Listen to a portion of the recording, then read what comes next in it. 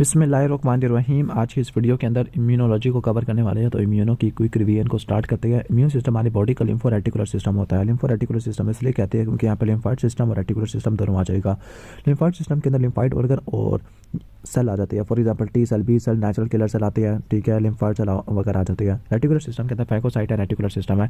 Phagocyte में macrophages और microphages है। माइक्रोफेजेस में न्यूट्रोफिल और इओसिनोफिल आती है। रेटिकुलर सिस्टम में इंटरस्टिशियल फॉलिकुलर डेंड्रिटिक सेल है और लैंगरहैंस डेंड्रिटिक सेल होती है। लिम्फाइड ऑर्गन के अंदर लिम्फाइड सिस्टम में ऐसे लिम्फाइड टिश्यू होती है जो कि आगे प्रोटेक्शन प्रोवाइड करती है। लिम्फाइड ऑर्गन को दो में डिवाइड करते हैं, प्राइमरी और सेंट्रल, जबकि सेकेंडरी और पेरिफेरल होती है। अब ये ऑर्गन है जहाँ पर ये वो साइट होती है जहाँ पर लिम्फाइड सिस्टम प्रोड्यूस होती है, जबकि ये वो साइट है जहाँ पर लिम्फाइड सिस्टम फंक्शन करती है। यहाँ पर जो प्रिकर्सर लिम्फोसाइट होती है प्रोलिफरेट करती है, इम्यूनोलॉजिकल कैपेबिलिटी को अटेन करती है, जबकि सेकेंडरी के अंदर मैच्योरिटी होती है, एक्युमुलेशन होती है ऑर्गन के अंदर। प्राइमरी के अंदर एग्जांपल थाइमस, बोन मैरो है, जबकि सेकेंडरी के अंदर lymph node, spleen, mucosa associated lymphoid tissue in the gut, lungs, liver और बोन मैरो है। जो बोन मैरो होती है वो सेंट्रल और पेरिफेरल दोनों लिम्फाइड ऑर्गन है। स्प्लीन सबसे बड़ा लिम्फाइड ऑर्गन है, जबकि थाइमस सबसे पहला ऑर्गन है जो कि प्रीडोमिनेंटली लिम्फाइड हो जाता है। एंटीजन ऐसा सब्सटेंस है जो को हमारी बॉडी में इंजेक्ट करने के बाद ये हमारी एंटीबॉडी की प्रोडक्शन को बढ़ा देता है। ठीक हो गया। कंप्लीट एंटीजन ऐसा एंटीजन है जो कि एंटीबॉडी के फॉर्मेशन को स्टिमुलेट करवा सकता होता है। हैप्टेन ऐसे सब्सटेंस होते हैं जो कि एंटीबॉडी के फॉर्मेशन को एज इट इज़ या खुद स्टिमुलेट नहीं करवा सकती, लेकिन जब किसी एंटीबॉडी से रिएक्ट करेगा तब उसको स्टिमुलेट करवा देगी। कॉम्प्लेक्स हैप्टेन बहुत सारी एंटीबॉडी से कंबाइन कर देती है। Epitope smallest unit of antigenicity है जो कि एंटीजेनिक डिटर्मिनेंट होता है, एपिटोप कहते हैं उसको। तो जो प्री एम्यूनेशन है, प्री एम्यूनेशन ये कहता है कि जो री इन्फेक्शन की इम्यूनिटी होती है वो उस वक्त तक एग्जिस्ट करती है जब तक ओरिजिनल इन्फेक्शन एक्टिव है, लेकिन जैसे ही डिजीज़ क्योर हो गया तो जो पर्सन है वो सेम ऑर्गेनिज्म के लिए ससेप्टेबल हो जाता है। फॉर एग्जाम्पल साइफिलस है। एंटीजन एंटीबॉडी कॉम्प्लेक्स होता है, ये वीकर इंटरेक्शन से अटैच होता है। फॉर एग्जाम्पल वान डर वाल फोर्सेज है, हाइड्रोजन बॉन्ड है, आयोनिक बॉन्ड्स होते हैं। Antibody B cell produce molecule होते हैं जिसमें इम्यूनोग्लोबुलिन की हैवी और लाइट चेन होती है। एंटीबॉडी तो ये बी सेल के सर्फेस एंटीजन के ऊपर भी पड़ी होती है या प्लाज्मा के अंदर पड़ी होती है, बॉडी फ्लूइड के अंदर पड़ी हुई होती है। जो डेंड्रिटिक सेल है, माइलॉइड या लिम्फाइड सेल होती है, एंटीजन प्रेजेंटिंग सेल होते हैं, अडैप्टिव इम्यून सिस्टम के अंदर ठीक है वगैरह आ सकते हैं। डेंड्रिटिक सेल ये इनेट को भी इनिशिएट करते हैं वाया साइटोकाइन प्रोडक्शन, और अडैप्टिव को भी स्टिमुलेट करते हैं via presentation of antigen to the T lymphocyte. तो ये इनेट और अडैप्टिव दोनों को स्टिमुलेट कर देते हैं। इनेट इम्यून सिस्टम क्या होता है? इनेट immune system non specific immune system होता है। इसके बाद पैटर्न रिकॉग्निशन रिसेप्टर, ये जर्म लाइन इनकोडेड रिसेप्टर होती है जो कि इनेट इम्यून सिस्टम के ऊपर पड़े हुए होते हैं, ओके, जो कि पैम को रिकॉग्नाइज करते हैं। पैटर्न एसोसिएटेड मॉलिक्यूलर पैटर्न के अंदर क्या होता है? इनवेरिएंट मॉलिक्यूलर स्ट्रक्चर्स होती है जो कि बहुत सारे माइक्रो ऑर्गेनिज्म एक्सप्रेस करते हैं। इनको रिकॉग्नाइज करने वाला होस्ट सेल पैटर्न रिकॉग्निशन होता है जो कि हमारे इनेट इम्यून सिस्टम की मेडिएशन के अंदर इंपॉर्टेंट होता है। इसके बाद हम चलते हैं प्लाज्मा साइटोइड सेल है। तो प्लाज्मा साइटोइड सेल डेंड्रिटिक सेल की नई कैटेगरी होती है, ठीक है। तो इनको हम कह सकते हैं कि प्री डेंड्रिटिक सेल या प्लाज्मा साइटोइड डेंड्रिटिक सेल जो कि एंटीजन प्रेजेंटिंग सेल होते हैं। इसके बाद DC साइन है तो डेंड्रिटिक सेल स्पेसिफिक, इसको छोड़ दो आप। इसके बाद CD नेचुरल किलर सेल है। Natural killer cell large granular lymphocyte होते हैं जो कि एंटीजन को रिकॉग्नाइज करते हैं टारगेट सेल के ऊपर, फॉर एग्जांपल ट्यूमर सेल के ऊपर, उनको गैर एंजाइम और परफोरिन से निकल देती है। ये एंटीबॉडी डिपेंडेंट साइटोटॉक्सिक भी प्रोवाइड करती है। इसके अलावा ये आइडेंटिफाई होते हैं by FC receptor for IgG। ठीक हो गया। इसके बाद हम आगे चलते हैं लिम्फोसाइट की तरफ। लिम्फोसाइट दो कैटेगरी के होते हैं, बी और टी। जो बी लिम्फोसाइट होती है बोन मैरो डिराइव्ड होते हैं जिनको आप बर्सल इक्विवेलेंट लिम्फोसाइट कहते हैं, जबकि टी को थाइमस डिराइव्ड कहते हैं। बी लिम्फोसाइट ह्यूमरल इम्यूनिटी होती है। ह्यूमरल इम्यूनिटी में यानी एंटीबॉडी बनाती है, पायोजेनिक बैक्टीरिया को कंट्रोल करती है, ब्लड बोर्न इन्फेक्शन को कंट्रोल करते हैं, टॉक्सिन को न्यूट्रलाइज करते हैं, जबकि सेल मीडिएटेड इम्यूनिटी या प्रोटेक्शन प्रोवाइड करती है against the intracellular organism, protozoa, fungi वगैरह। ग्राफ्ट की रिजेक्शन करवाती है, कंट्रोल ऑफ न्यूप्लाज्म, वो भी सेल मीडिएटेड की वजह से होता है, ओके। जो बी लिम्फोसाइट होती है जर्मिनल सेंटर के अंदर प्रोड्यूस होती है, जबकि जो टी लिम्फोसाइट है पैराकॉर्टिकल सेंटर के अंदर प्रोड्यूस होते हैं, लिम्फ नोड की और स्प्लीन दोनों के अंदर। इसके बाद है कि जो बी लिम्फोसाइट 12% होते हैं जबकि टी लिम्फोसाइट 75% होती है। जो बाकी है वो नेचुरल किलर सेल वगैरह होती है। इसके बाद है कि जो बी लिम्फोसाइट है उसकी वजह से type 1, type 2, type 3 hyper sensitivity होती है। टी लिम्फोसाइट की वजह से टाइप 4 हाइपर सेंसिटिविटी होती है। अब इनके कुछ इंपॉर्टेंट डिस्टिंग्विशिंग कैरेक्टरिस्टिक्स को पढ़ लेती है। तो like surface immunoglobulin B cell के ऊपर पड़े होती है। FC receptor FCPS of IgG उसके जो रिसेप्टर होते हैं वो बी सेल के ऊपर पड़े होती है, okay. EAC rosette C3 receptor ये भी आपको बी सेल में देखने को मिलती है। आगे SRBC रोसेट ये आपको टी में देखने को मिलता है। थाइमस स्पेसिफिक एंटीजन टी पे होती है। ब्लास्ट ट्रांसफॉर्मेशन भी टी पे होती है, ओके। एंडोटॉक्सिन्स के जो रिसेप्टर वगैरह है जो बी सेल पे होती है। Numerous microvilli on the surface पे बी सेल है, जबकि फेगोसाइटिक एक्शन किसी का आवाज़ भी नहीं होता। अब चलते हैं साइटोटॉक्सिक सेल के पास। साइटोटॉक्सिक टी सेल होते हैं, इनके पास CD8 सेल होते हैं जो कि ऐसे एंटीजन को रिकॉग्नाइज करते हैं जो कि MHC1 से रिकम्बेंट होती है, MHC1 से एसोसिएटेड होती है। ये वायरस इन्फेक्टेड सेल को, नियोप्लास्टिक सेल को या डोनर ग्राफ्टेड सेल को किल कर देती है। साइटोटॉक्सिक ग्रैन्यूल प्रोड्यूस करती है, फॉर एग्जांपल परफोरिन, गैराजाइम, ग्रैनुलोलाइसिन होता है। आगे हेल्पर टी सेल की तरफ चलते हैं। हेल्पर टी सेल ये CD4 होते हैं जिनको जो कि एंटीजन को रिकॉग्नाइज करते हैं मैक्रोफेजेस के ऊपर और बी सेल के ऊपर in association with the class 2 antigen है, ओके। तो ये दो कैटेगरी के होते हैं, TH1 और TH2। जो TH1 होते हैं सेल मीडिएटेड इम्यूनिटी को कंट्रोल करता है, TH2 ह्यूमोरल इम्यूनिटी को कंट्रोल करते हैं। TH1 ये इंटरफेरोन गामा प्रोड्यूस करते हैं, इंटरल्यूकिन 2 प्रोड्यूस करती है, जबकि जो TH2 इंटरल्यूकिन 4, 5, 13, 6 वगैरह सब प्रोड्यूस करती है। टाइप ऑफ इम्यूनिटी की तरफ आ जाती है, एक्टिव और पैसिव इम्यूनिटी होती है।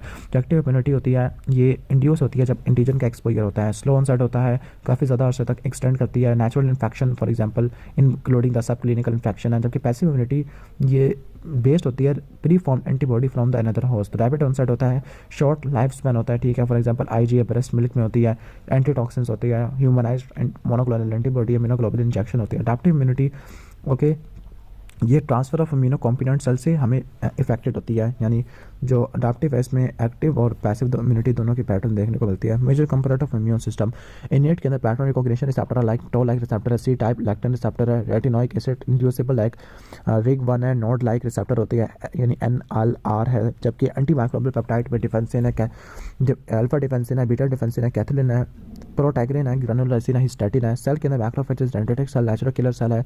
कंपोनेंट के अंदर क्लासिकल और अल्टरनेटिव कंप्लीमेंट है, जबकि साइटोकाइन में आउटोकाइन, पैराकाइन, एंडोक्राइन और साइटोकाइन आ जाती है। इसके बाद toll like receptor, toll like receptor ये प्रोटीन की क्लास होती है जो कि इनेट इम्यून सिस्टम के अंदर आ जाती है। सिंगल मेम्ब्रेन स्पैनिंग प्रोटीन होते हैं, नॉन कैटालिटिक रिसेप्टर होते हैं जो कि सेंटिनल सेल के ऊपर एक्सप्रेस होते हैं, फॉर एग्जांपल मैक्रोफेजेस के ऊपर, डेंड्रिटिक सेल के ऊपर।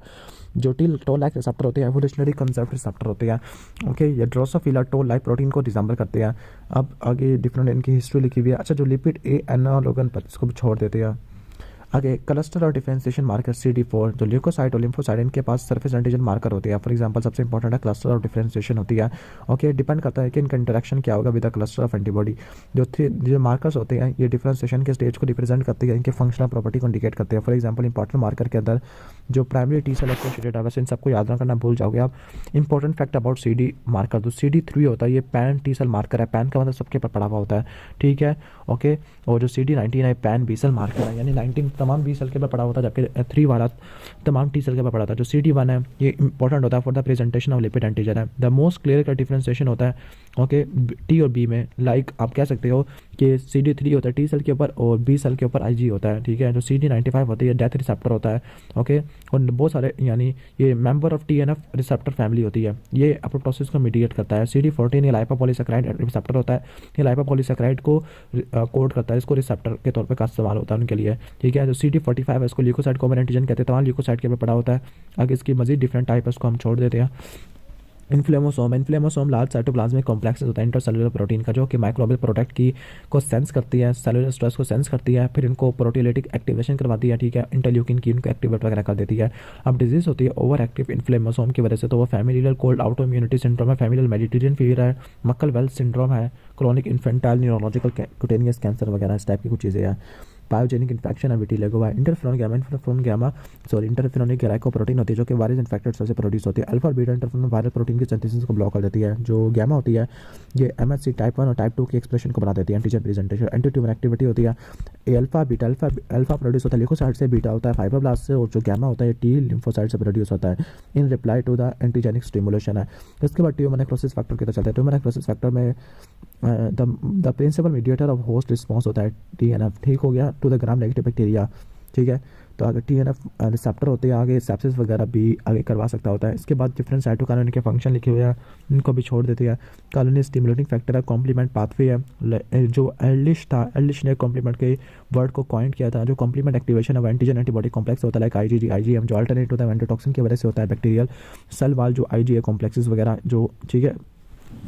और लास्ट में मैनोस बाइंडिंग वाला है, तो मैनोस बाइंडिंग लैक्टिन की वजह से लैक्टोल पाथवे होता है। तो सेंट्रल प्रोसेस होता है इसमें C3 को C3b में कन्वर्ट कराना है। ऑप्शन इन क्या होता है, C3b और IgG ये प्रिंसिपल ऑप्शन इन है जो कि आगे फेगोसाइटोसिस को बढ़ा देती है। अब डेफिशिएंसी ऑफ C1 एस्ट्रेस इनहिबिटर, तो उसकी वजह से हाइड्रेटिन एंजियोडीमा हो जाएगा, लाइक अनकंट्रोल कॉम्प्लीमेंट एक्टिवेशन की वजह से। इसमें इस इनहिबिटर कॉन्ट्राइंडिकेटेड होते हैं। C1 C2 C4 की डेफिशिएंसी की वजह से इम्यून कॉम्प्लेक्स डिजीज हो जाएगा, फॉर एग्जांपल SLE है, ओके। इसके अलावा C3 या C3b इनहिबिटर की वजह से पायोजेनिक इन्फेक्शन काफ़ी ज़्यादा होते हैं। अब तीनों के पाथवे अलग, लैक्टिन पाथवे यानी प्लाज्मा लैक्टिन होता है, मैनोस के साथ जाके बाइंड करेगा जो कि माइक्रोब के ऊपर पड़ी होती है। अल्टरनेट में बैक्टीरियल पॉलीसैकेराइड होती है, ये बाइंड करती है C3 को एक्टिवेट करते हैं, जबकि क्लासिकल में एंटीजन एंटीबॉडी कॉम्प्लेक्स होता है। C5 late acting component deficiency होगा, तो नेजेरिया का इन्फेक्शन और टॉक्सोप्लाज्मोसिस का डीके एक्सेलरेटिंग फैक्टर या ग्लाइकोसाइलेटेड फॉस्फेटाइडिनोसिटोल की डेफिशिएंसी होती है, तो इसकी वजह से पैरोक्सिमल नॉक्टर्नल हीमोग्लोबिन यूरिया हो जाएगा, ठीक है। जबकि जो पीछे हो रहा था वो एंजियोन्यूरोटिक एडीमा था। सॉरी। अब हम आगे चलते हैं यहाँ पर एक ड्रग का नाम लिखा हुआ है इकैटिबेंट, वैसे छोड़ दो, उसको याद नहीं करना भी। अब हम चलते हैं इम्यूनोग्लोबुलिन एंटीबॉडी स्ट्रक्चर, जो FAB एंटीजन बाइंडिंग फ्रैगमेंट होता है, जो FC constant carboxyl terminal complement binding होता है। IgM और IgG के लिए कार्बोहाइड्रेट साइड चेन होती है, ठीक है। जो वेरिएबल पार्ट होते हैं L और H यानी हैवी चेन के, ये जो लाइट या हैवी चेन के जो वेरिएबल पार्ट होते हैं वो एंटीजन को रिकॉग्नाइज करते हैं। जो हैवी चेन होती है वो FC पोर्शन को कंट्रीब्यूट करती है, FB पोर्शन का भी कंट्रीब्यूट करती है, लेकिन जो लाइट चेन है वो सिर्फ FAB यानी एंटीजन बाइंडिंग फ्रैगमेंट प्रोवाइड करती है।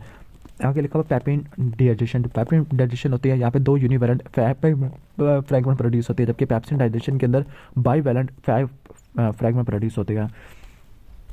ओके अब हम आ जाते हैं इम्यूनोग्लोबुलिन के आइसोटाइप या डिफरेंट टाइप की तरफ। तो IgG है, IgG मोस्ट अबंडेंट इम्यूनोग्लोबुलिन होती है, ब्लड और इंटरस्टिशियल फ्लूइड के अंदर डिस्ट्रीब्यूटेड होती है, सेकेंडरी इम्यून रिस्पांस के अंदर आती है। ये वाहिद इम्यूनोग्लोबुलिन है जो कि प्लेसेंटा को क्रॉस करती है, यूनिट के अंदर प्रोटेक्टिव रिस्पांस प्रोवाइड करती है, बैक्टीरिया की ऑप्सोनाइजेशन करती है, बैक्टीरियल टॉक्सिन को, वायरसेस को न्यूट्रलाइज कर देती है, सेल की कोडिंग करती है ताकि उनकी किलिंग हो सके, कॉम्प्लीमेंट को एक्टिवेट करती है। वाई क्लासिकल पाथवे जो IgE है सिक्रेशन के अंदर होती है, रेस्पिरेटरी GIT और स्वेट स्लाइवा सिक्रेशन के अंदर, टेयर के अंदर होती है, कोलेस्ट्रॉल वगैरह के अंदर होती है। की डिफेंस मैकेनिज्म है फॉर द म्यूकोजल सर्फेसेस है, बैक्टीरिया की अटैचमेंट वगैरह करवाती है, वायरसेस के अटैचमेंट करवाती है टू द म्यूकोजा, ठीक हो गया।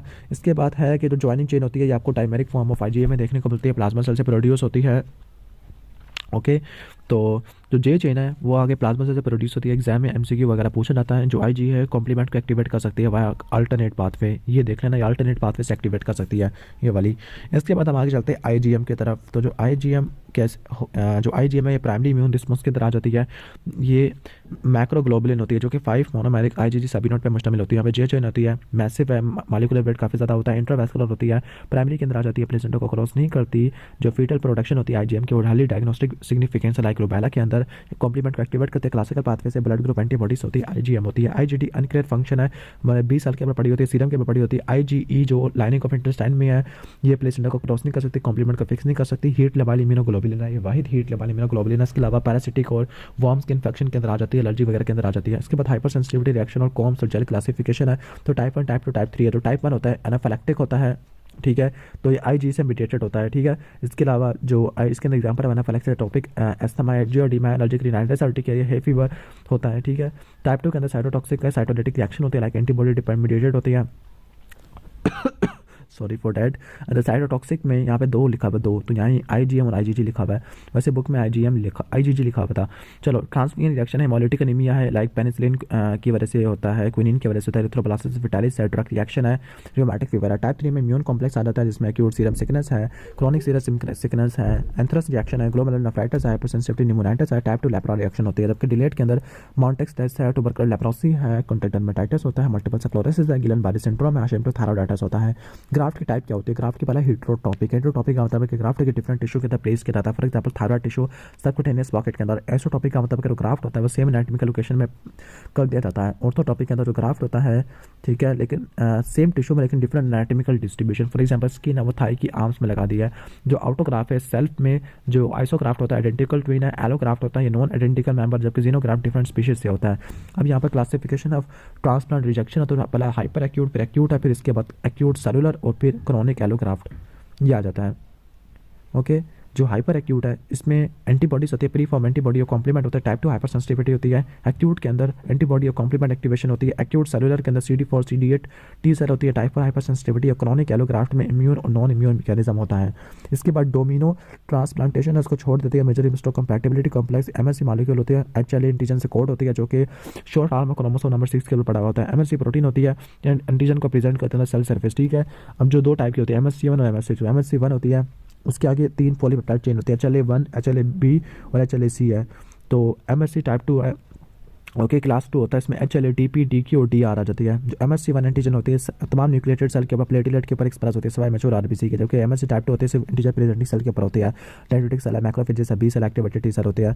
ओके जो एंटीजन होता है MSC1 में RER के अंदर होता है, मोस्टली इंटरसेलुलर होता है, लेकिन जो MSC में जो एंटीजन होता है वो एसिडिफाइड एंटोसोम के अंदर लोडेड होता है, ठीक है। जो MSC1 है ये वायरल इम्यूनिटी मीडिएट करती है, जबकि MSC2 क्या करती है? MSC टाइप 2 ये आपके यहाँ पर कोई वायरल इम्यूनिटी नहीं लिखा हुआ। जो रिस्पॉन्डिंग टी सेल होते हैं CD8 होते हैं MSC1 में, में, जबकि MSc टाइप 2 के लिए हेल्पर होती है। यहाँ पे रूल ऑफ 8 लिखा हुआ है। अब डिफरेंट HLA सब टाइप उसको छोड़ दे दिया। इसके बाद एंटीजन प्रेजेंटिंग सेल है, तो प्रोफेशनल और नॉन प्रोफेशनल। तो प्रोफेशनल होते हैं इनके सेल तब इसके बाद MSc टाइप 1 टाइप 2 होती है, लेकिन नॉन प्रोफेशनल है इनके पास कोई MSc टाइप 2 नहीं होता, लेकिन ये इंटरफ्यून के MSc स्टिमुलेट हो जाती है। तो प्रोफेशनल एंटीजन प्रेजेंटिंग सेल में डेंड्रिटिक सेल है, मैक्रोफेजेस, मोनोसाइट, बी सेल है, जबकि नॉन प्रोफेशनल के अंदर fibroblast, keratinocyte, thymic, glial cell, pancreatic beta cell है, एंडोथेलियल सेल आ जाती है। जो मैच्योर डेंड्रिटिक सेल है most potent antigen presenting cell होती है। जो इमेच्योर डेंड्रिटिक सेल है उनको व्हील्ड सेल कहते हैं, क्योंकि इनके पास साइटोप्लाज्मिक व्हील होती है इनसाइड ऑफ डेंड्राइट। अब इसके बाद प्राइमरी इम्यूनो डेफिशिएंसी डिजीज़ है, इनके सिर्फ नाम तैयार कर लेना इतना इंपॉर्टेंट नहीं है, वैसे इतना चलो उसको छोड़ देते हैं। अगर आपको वीडियो अच्छी लगी है, थोड़ी आपकी रिवीजन हो गई है इम्यूनो की, तो आप वीडियो को लाइक कर देना, चैनल पर नहीं हो तो सब्सक्राइब कर देना।